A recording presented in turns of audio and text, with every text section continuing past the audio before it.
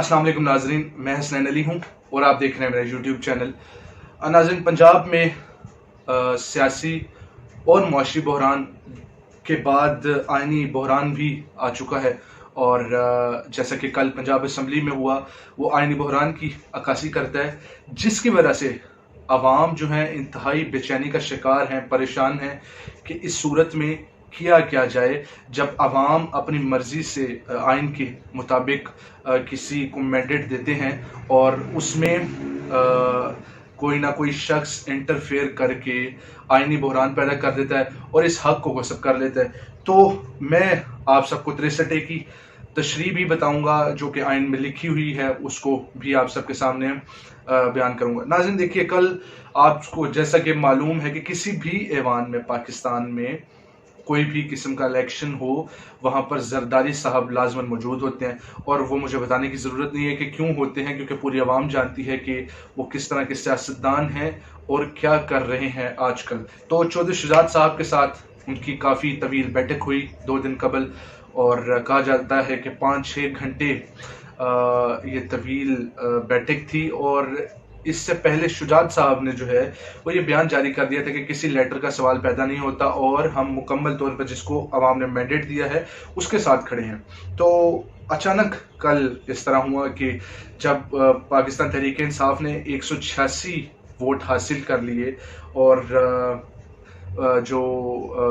7 member उनके opposition में खड़े हुए थे, जाहिर सी बात है, लेकिन उस वक्त हुकूमत में थे।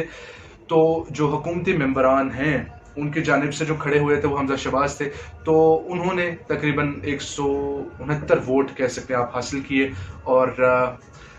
उस दौरान क्या हुआ वो सब आप सबको मालूम है। अब जो रूलिंग जारी की गई है कि पार्टी हेड जो है वो ये फैसला जारी कर सकता है कि मेंबरान ने किसको वोट देना है। ये सितम शरीफी देखिए कि 70 साल में मैंने ऐसा होता देखा है कि जो एक उम्मीदवार है जिसको आइन ने हक दिया है कि वो अपने आप को वोट दे सकता है, डिप्टी स्पीकर ने उस आइन के दिए गए हक को भी मुस्तरद कर दिया और परवेज इलाही साहब ने जो अपने आप को वोट दिया था उसको भी मुस्तरद कर दिया। तो नाजरीन, इस रूलिंग को जारी करने के बाद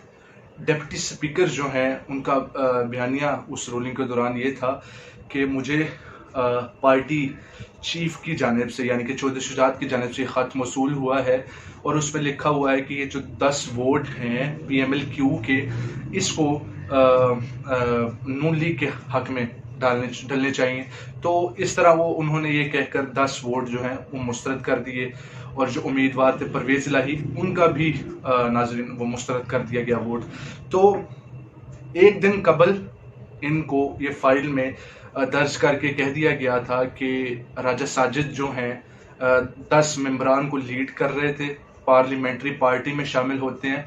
और उन्होंने ही पार्टी का जो है वो फैसला करना था। लेकिन उन्होंने ये रूलिंग जारी कर दी कि जी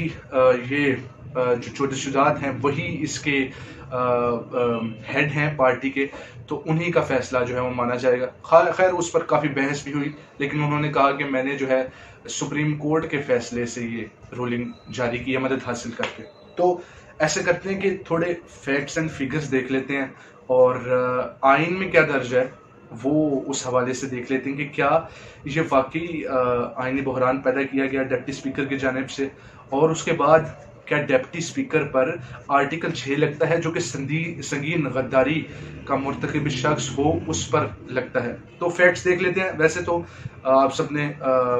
सबसे सुना ही होगा कि आर्टिकल 63A में क्या लिखा है, लेकिन मैं जो मेरे पास इस वक्त कॉन्स्टिट्यूशन ऑफ पाकिस्तान 1973 मौजूद है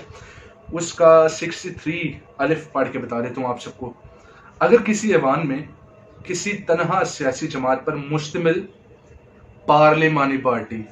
का कोई रुकन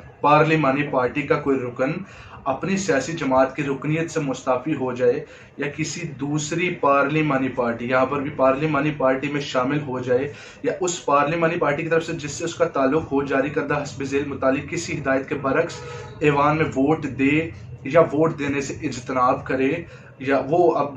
कौन कौन से हो सकते हैं, वज़ीर आज़म या वज़ीर आला का इंतखाब,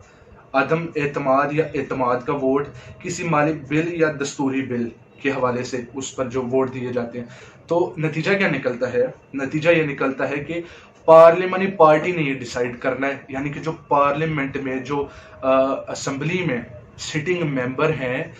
انہوں نے یہ ڈیسائیڈ کرنا ہے کہ خواہ اس شخص نے، اس پارٹی کے ممبران نے کس کو ووٹ دینا ہے یا کس کو نہیں دینا. نہ کہ چودھری شجاعت جو کہ پارلیمنٹ سے باہر ہیں، اسمبلی سے معذرت چاہتا ہوں، اسمبلی سے باہر ہیں یہاں پر کیونکہ پارلیمانی لفظ ہے تو وہ میرے زبان پر ہے، تو اسمبلی سے باہر ہیں اور سٹنگ ممبر نہیں ہیں، تو ان کا ہرگز جو ہے وہ ناظرین فیصلہ نہیں مانا جائے گا. اس طرح یہ کرنے کی وجہ سے ڈپٹی اسپیکر نے جو رولنگ جاری کی ہے اس کے باعث ڈپٹی اسپیکر سنگین غداری کے مرتکب ٹھہرے ہیں اور آرٹیکل 6 ان پر لاگو ہوتا ہے. اب آرٹیکل 6 کیا ہے آئین کے مطابق وہ بھی میں آپ سب کو بتا دیتا ہوں. آرٹیکل 6 ناظرین کہتا ہے کہ کوئی بھی ایسا شخص جو کہ آئین میں رد و بدل کرے،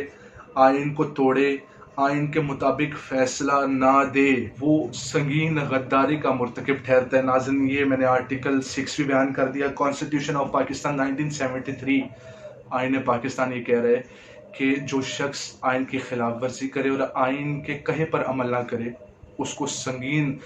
غداری کے الزام میں سزا دینی چاہیے. تو سپریم کورٹ نے ناظرین اس وقت کی تازہ صورتحال میں بھی میں آپ سب کو بتا دیتا ہوں، سپریم کورٹ نے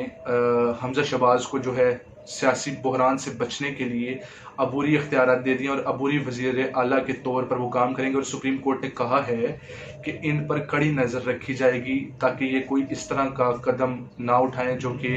آئین کے متصادم ہوں. تو اس وقت سپریم کورٹ نے دوست محمد مزاری کو بھی طلب کر لی ہے،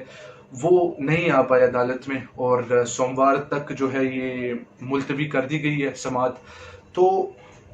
اس سے نتیجہ کیا نکلے گا یہ میں آپ سب کو آج ہی بتا دیتا ہوں. نتیجہ یہی نکلے گا کہ سپریم کورٹ کہہ رہا ہے کہ ہمیں وہ پیراگراف دکھائیں جس کو دیکھ کر آپ نے فیصلہ دیا ہے. اب سپریم کورٹ ڈٹا ہوا ہے کہ ہماری کوئی ایسی تشریح ہماری طرف سے نہیں کی گئی جس کے بیس پر آپ یہ رولنگ جاری کر سکیں جو آپ نے پنجاب اسمبلی میں بیٹھ کر دی ہے. اس کا مطلب ہے کہ انہوں نے آئین سے متصادم رولنگ جاری کی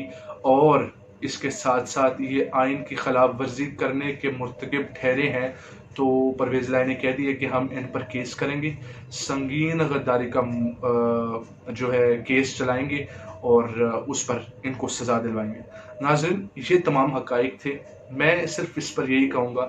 کہ جو یہ سیاسی بحران ہے، معاشی بحران ہے، اس کے ساتھ ساتھ آئینی بحران بھی اب شروع ہو گیا ہے، اس کو فی الفور ختم کیا جائے اور جلد از جلد جنرل انتخابات کروائے جائیں کیونکہ اسٹیبلشمنٹ نے اندیا دے دیا ہے کہ کوشش ہے کہ تمام پارٹیز کو بٹھا کر میل ملاپ کرا کر اکتوبر تک جو ہے انتخابات کروا دیے جائیں. یہ تمام حقائق تھے. ان حقائق سے نتیجہ اخذ کرنا میں آپ سب پر چھوڑتا ہوں. اللہ نگہبان.